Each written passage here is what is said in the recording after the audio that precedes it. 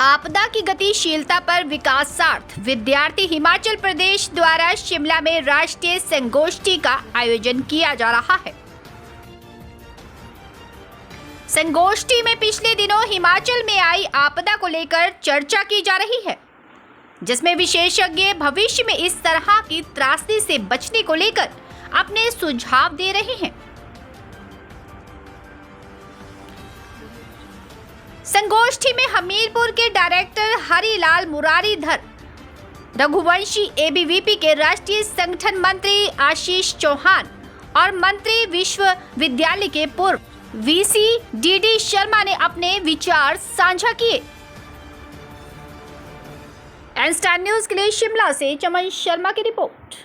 ये भी आते हैं, फिर एक दिन जब वो बाजार जाते हैं तो लेकिन हमारे यहाँ रिसर्च पॉलिसी और जमीन यानी गांव में दूर देहात में रहने वाले लोग वो एकेडमिक रिसर्च से कहीं ना कहीं एक दिवसीय राष्ट्रीय सेमिनार में मंचस्थ हमारे आज के उद्घाटन सत्र के मुख्य अतिथि आदरणीय प्रोफेसर हीरालाल मुरलीधर सूर्यवंशी जी हमारे इस कार्यक्रम उस अंतिम व्यक्ति तक जाएंगे के लिए क्या क्या वो पॉइंट्स हैं? इसके लिए बहुत सारे पॉइंट्स है। पहले इम्पोर्टेंस पॉइंट है जियोग्राफिकल जियोलॉजिकल स्टडी करना जरूरी है। सॉइल स्ट्रक्चर क्या है उसका स्टडी डिटेल करना है। जैसे बहुत सारी सॉइल होती है, जैसा क्ले होती है, स्टैंडस्टोन होती है, कॉम्बिनेशन ऑफ सैंड सिल्ट, ये सॉइल होती है। तो इसमें क्या है कि सॉइल जो है वाटर अब्सॉर्बिंग कैपेसिटी ज्यादा होती है। जैसा बारिश ज्यादा आई तो पानी अब्सॉर्ब करती है, उसके बाद में क्या होता है पार्टिकल लूज होते जाते हैं सॉइल के।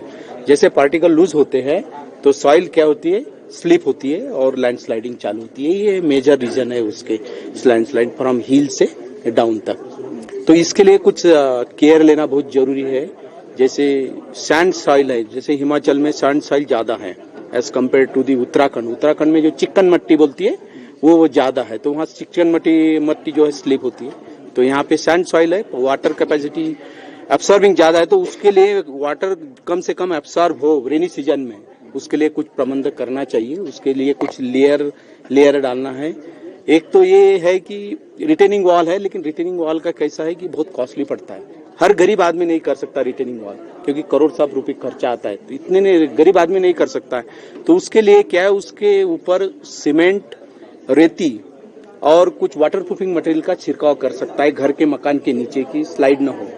तो ये चीजें हम कर सकते हैं। छोटी छोटी चीजें हैं जो गरीब लोगों के लिए भी ज्यादा काम किए। बड़े अमीर लोग तो कर सकते हैं, वो तो रिटेनिंग वॉल डाल के अपना घर बना लेंगे, बढ़िया कर लेंगे। लेकिन गरीब आदमियों के लिए सस्ते में क्या किए जाए, तो वाटर प्रूफिंग मटेरियल डाल के, सीमेंट डाल के, रेती डाल के मिक्स करके उस पर फवारा करके, तो वहां पे पानी जो मुड़ने वाला पानी है अंदर जाने वाला कम होगा। ऐसे हम केयर ले सकते छोटी छोटी मकानों के लिए, सिर्फ ऐसे कर सकते। बाकी बहुत सारे पॉइंट्स है। अभी जो सेशन चलेंगे उसमें तो काफी आपको मिलेंगे पॉइंट, सभी पॉइंट, और उसमें डिटेल डिस्कशन होगा उस पर। छात्र और सभी वर्ग पर्यावरण संरक्षण के लिए सजग है, कितना महत्वपूर्ण? क्या बोला? सभी छात्र और सभी लोग पर्यावरण संरक्षण के लिए सजग है, कितना महत्वपूर्ण है ये तो काफी महत्वपूर्ण है ना। पर्यावरण तो जैसा हम डिफॉरेस्टेशन, फॉरेस्ट जैसा कंप्लीट हो नाश होते जा रहा है, तो उसको डिफॉरेस्टेशन करना जरूरी है। क्योंकि फॉरेस्ट जो है एक बैरियर है, वो मिट्टी को पकड़ के रखता है, वो लैंडस्लाइडिंग में ये करता है। ये भी चीजें काफी स्टडी करना है स्टूडेंट्स लोगों को। अभी ये तो फर्स्ट प्रायोरिटी है इसकी। एसएफडी हिमाचल प्रदेश के द्वारा यह राष्ट्रीय सेमिनार शिमला के अंदर आयोजित हुआ है। शिमला या पहाड़ी क्षेत्रों के अंदर जो पारिस्थितिकी तंत्र रहता है उसके ऊपर बारिश का, तेज बाढ़ का और उसके कारण भूस्खलन, ये सारी समस्याएं पिछले कुछ महीनों में हमने देखी।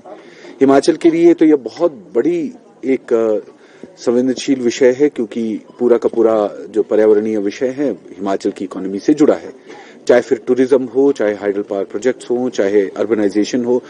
शिमला के जैसे शहर, अगर इसके अंदर लैंडस्लाइड की घटनाएं हुई तो अब हमारे सामने बहुत सोचनीय ऐसी परिस्थिति है कि उसके ऊपर चर्चा करनी पड़ेगी। जब जुलाई और अगस्त में घटनाएं हो रही थी तो आवश्यकता थी कि जल्दी से जल्दी एनडीआरएफ की टीम आए और सेवा कार्य किया जाए। समाज के अलग अलग वर्ग आए, सेवा करने के लिए आगे बढ़े। थोड़ा धन सहयोग इकट्ठा करके सीएम रिलीफ फंड में दिया जाना है, इसका भी काम विद्यार्थी परिषद जैसे छात्र संगठनों ने किया है। मुझे लगता है कि अब समय आ गया है कि अब बात करनी पड़ेगी। अब हम बैठे हैं, आराम से चर्चा कर सकते हैं, इमोशंस भी थोड़े कम हुए हैं। अब लॉन्ग टर्म सॉल्यूशंस की बात करनी पड़ेगी। इन लॉन्ग टर्म सॉल्यूशंस में कंस्ट्रक्शन के बारे में कैसा योजना होगी, रूल्स प्रोसीजर्स को जो टेढ़ा मेढ़ा किया जाता है उसके बारे में हमारा मन मत एक करना पड़ेगा। हम ऐसा नहीं कर सकते कि मेरे मन में मेरे घर के लिए, मेरे आसपास के लिए, मेरे परिजनों के लिए नियम एक हो और दूसरों के लिए नियम अलग हो। तो शिमला के अंदर घटनाक्रम, पेड़ कटान, ये परिस्थितियां जब बारिश आई तो उस समय सुरक्षा का संबंध था, परंतु उसके बाद क्या उसके अंदर गड़बड़ियां हुई हैं, इसके बारे में भी चर्चा होनी चाहिए। परंतु अब लॉन्ग टर्म सॉल्यूशन क्या? लॉन्ग टर्म सॉल्यूशन सभी से बातचीत करके होना चाहिए, समाज इकट्ठे मिलकर के आगे बढ़ना चाहिए, सभी विचारों के लोग, सभी पॉलिटिकल पार्टीज मिलकर के इसमें आगे बढ़ें। हमने एक प्रारंभ किया है, एक कदम हमने लिया है स्टूडेंट फॉर डेवलपमेंट डे।